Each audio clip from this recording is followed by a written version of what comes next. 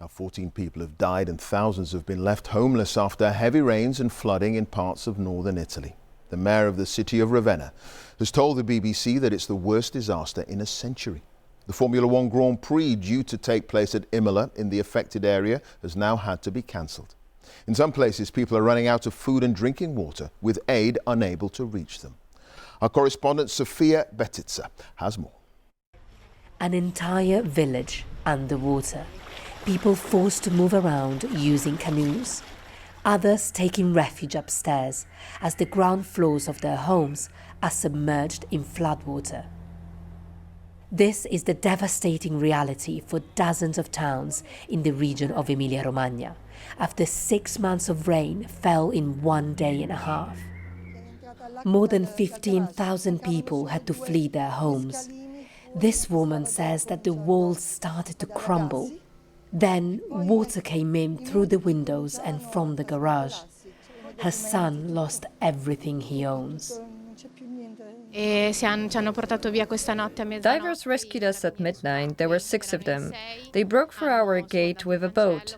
3 of them loaded our grandma on a dinghy. They were very kind. Water started to get into my house at around 1 in the morning. I am disabled. I was lying on the sofa. I never thought the water would enter with such violence. For days, rescue workers have waded through mud and debris to try and save people. But it's proving to be difficult because so many roads are flooded. You can see the damage everywhere you look here. When rivers like that one broke their banks, they inundated entire towns and villages. Some of them are still underwater. And even though it's stopped raining now, the emergency is not over, and people here are still scared. The Prime Minister has allocated 30 million euros to tackle the emergency.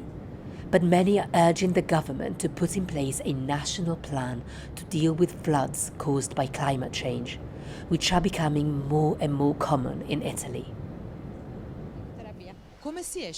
This is a broken community.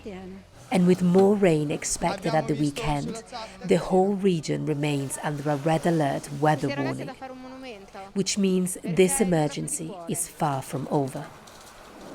Sofia Bettiza, BBC News.